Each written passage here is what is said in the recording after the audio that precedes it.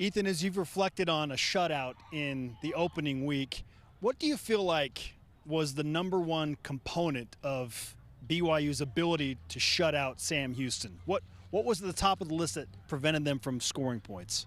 I would say the way we prepared this entire fall camp and leading up to the game. It's been the expectation that we were going to go out and show the world that this defense has changed, and the way we practiced and prepared for that definitely played a part. And that's kind of what went into Saturday, is just the way we prepared. And the expectation is a shutout, and that's it every week. We want to win. We want to do everything we can every week and play the best football we can as a defense. So it starts like days like today in practice, is preparing for those games. So much for low expectations. Yeah. I mean, you set the bar at no points allowed in game one. You get Southern Utah coming in.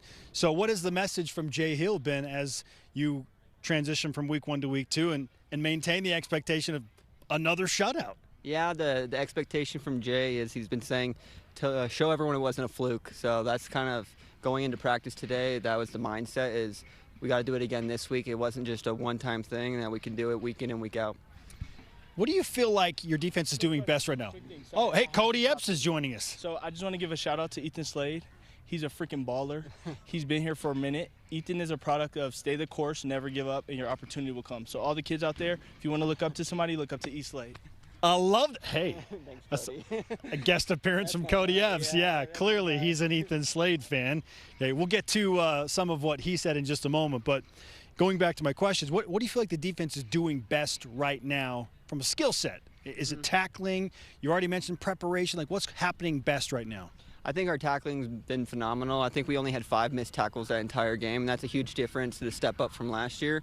We're all flying around at the ball, something that Coach Hill and the entire defensive staff emphasizes in practice is bursting to the ball. Even if the play's away from you, you have to go towards the ball as hard as you can, and that shows out in games. Everyone's swarming to the ball, and if the guy's draped on a tackle, there's going to be 4 other guys right there in the area to make that tackle. So. You have been thrust into a pretty big spotlight. Yeah. Unfortunately, Micah Harper goes down, and he was in a lot of ways kind of the heart of the physicality of the defense, and then Talon Alfrey goes down. So how has your role shifted since those two guys have gone down with injury? Well, taking on a starting position role, there's a lot of responsibility with it. You don't want to let your teammates down, your coaches down. And it's an opportunity I've had for myself to go out there and show that I prepared and worked hard for this. It's definitely a bummer that those guys were out. Those are my good friends. It's nothing I'd want to wish on anybody. I love those guys. But when an opportunity arises, you just got to take it. And that's what I'm trying to do right now, is take the advantage of everything I've been given. And I've worked hard for this, so I'm excited to be where I'm at right now. Both of those guys are strong safeties. Do you see yourself in that mold, or are you kind of a hybrid safety? I like to think I'm a hybrid safety. I like the physicality of strong, but I like to play both. There's a little bit of different the way you play both, but I like to think that I like to be a little bit more physical. But either way, I told Jay Hill at the beginning of fall camp, whatever gets me on the field the fastest, put me there. So. Well, here it is, and you are a strong safety now. What do you like better? Like, if you had to pick one? Honestly, probably strong safety, yeah. I like being in the box a little bit, being close to the action. Yeah, I like that. Okay, with that said, as you look at the defense, specifically in the secondary, what's it like to play with corners like Jacob Robinson and Cam Garrett and Eddie Heckard, knowing that they're locking things down on the edge at least through 1 week? It's so much fun playing with those guys. There's no worries when we come to man coverage, whatever coverage we're in. I know those guys are going to do their job, and I have complete trust and faith in those guys when it comes to me being in the box, and I have those guys playing behind me. So it's super fun and easy to play with those guys. I'd say it's just easy to play with them. We're with the hybrid safety. Yeah. Let's put that on record, the hybrid safety. Corner, nickel, deep safety, linebacker, and end. That's all 5. Not just safeties, he's just versatility. Mr. Versatility here, Ethan Slade. What do you know about Southern Utah's offense, and how do you feel like they're going to try and attack BYU's defense? They do throw they brought 50-50, we feel, from running and throwing. They're going to try to throw the ball as much as they can. I'm not sure they're going to be confident in what they saw last week with our corners and how they played, but they're true to that. They're going to run the ball wide, and we're expecting them. We're amped up to play. We're studying as much as we can. We're preparing. They're a good team, and we treat every week the same. We're going to go out and give everything we have. It doesn't matter. Coach Hill said something cool I liked. He said, we're playing a nameless face team. I think that was faceless opponent. Nameless face opponent. So it doesn't matter if it's Alabama, Southern Utah. It's the same thing for us. So. What's your relationship like with Malik Moore, and how does the dynamic of you two working together play out? Man, Malik's my guy. Coming in just as a little freshman and looking up to Malik, I thought he was the it guy. He was the talk of the team, and I kind of took him as a mentor.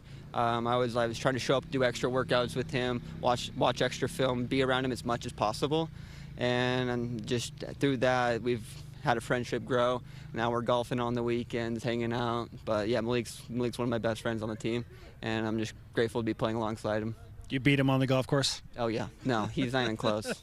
No, and the fact if he ever says that he's better at golf than me, that's a lie. We're taking note of this for a later interview with Malik Moore. Trust me. We'll finish with this. Cody Epps comes over and he says Ethan Slade is a prime example of the stay the course guy.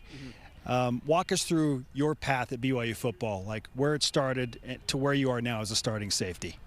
Yeah, it's a big question. It's hard to think back that there's times like when you feel so down and you feel so far away from your goal, especially right when you're starting and maybe even a year or two in, you're like, I'm never going to get on the field and be where I want to be.